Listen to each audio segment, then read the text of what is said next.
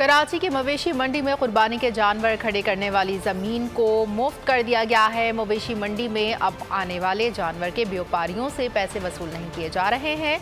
इस बारे में मवेशी मंडी के मरकजी तर्जुमान खुर्रम जाफरानी ने बोल न्यूज़ के डेप्यूटी ब्यूरो चीफ शोएब बर्नी से बातचीत की है। आइए आपको भी दिखाते हैं। जी, मैं इस वक्त मौजूद हूँ कराची में सुपर हाईवे पर लगने वाली एशिया की सबसे बड़ी मवेशी मंडी में।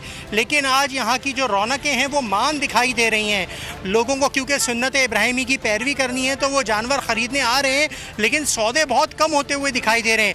आप पसीने पसीने हुए हैं, आपके फ्रेंड्स, आपकी टीम साथ है, कुछ जानवर ख़रीदा या अभी तक कोई सौदा नहीं बना आपका? मंडी काफ़ी तेज़ चल रही है, काफ़ी महंगे जानवर हैं। सर, आप क्या बताएंगे? आप भी इन सब के साथ हैं, तो ये बताएं कि जानवर तो बहुत ज़्यादा महंगा दिखाई दे रहा है इस वक्त। जानवर बहुत ज़्यादा महंगा है और ज़्यादा निगोशिएट भी नहीं कर रहा है सर। लेकिन जिस तरह 4-4 लाख ये मांग रहे हैं, तो आप एक ख़रीदार के हैसियत से वो जानवर 4 लाख में तो नहीं एग्जैक्टली वो फिर आउट ऑफ रेंज होती है चीज़। तो फिर अगर पहले 4 मन का करते तो अब कोशिश करेंगे 2.5-3 मन के ऊपर आ जाएं। आप ये बताएं, मंडी में घूम रहे हैं, कोई जानवर पसंद आया या अभी सिर्फ देख ही रहे हैं? एक ही पसंद आया, बस आगे वो काफी। खरीदारी के लिए बात हुई वहाँ? नहीं हुई? नहीं हुई वहाँ, बस नहीं हुई, महंगा था, बहुत महंगा था। आप देख सकते हैं मुख्तलिफ लोग यहाँ बोल तोल में मसरूफ़ हैं, सौदे करने के लिए बातचीत का सिलसिला जारी है। मुख्तलिफ जानवर वगैरह खड़े हुए हैं।